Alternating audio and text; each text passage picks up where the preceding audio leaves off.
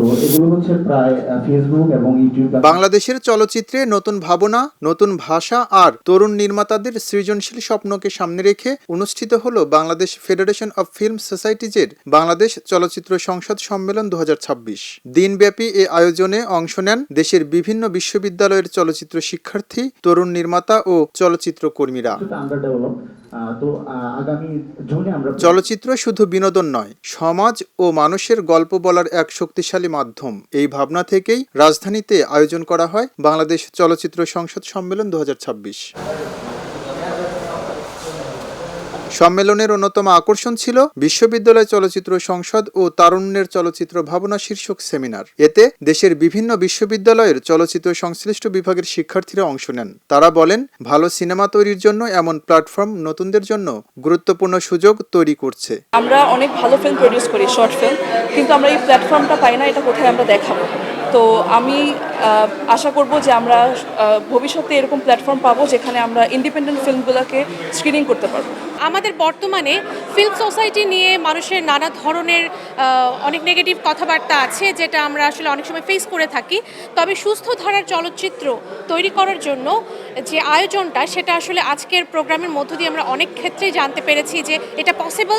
বিকল্প ধারার চলচ্চিত্র চর্চা এবং বাস্তবধর্মী গল্প নিয়ে কাজের সুযোগ বাড়লে বাংলাদেশের সিনেমা বিশ্ব দরবারে আরও শক্ত অবস্থান তৈরি করতে পারবে। অনুষ্ঠানে নিজেদের নির্মাণ ভাবনা ও চলচ্চিত্রের গল্প বলার ভাষা নিয়ে কথা বলেন তরুণ পরিচালকেরা। তারা জানান, সময়ের বাস্তবতা, মানুষের জীবন সংগ্রাম এবং সমাজের অজানা গল্পই তাদের সিনেমার মূল অনুপ্রেরণা।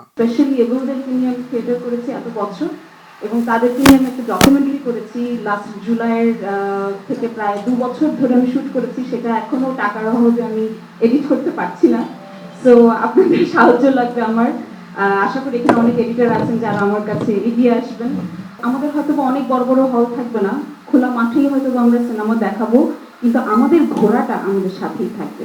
একটা মানুষ যখন বড় হয় তখন তার চারপাশে সবাই তাকে খুব সাহায্য করে। অ্যাকচুয়ালি সংগঠনগুলোর সাহায্য আমাদের খুব দরকার।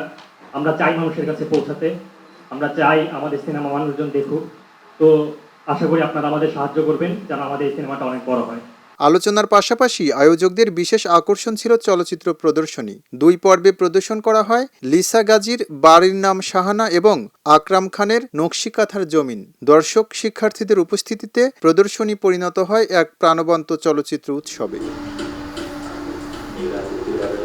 দিন শেষে অংশগ্রহণকারীরা বলেন, মানবিকতা, সংস্কৃতি ও জীবনের গল্পকে কেন্দ্র করেই এগিয়ে নিতে চান বাংলাদেশের চলচ্চিত্র আন্দোলন।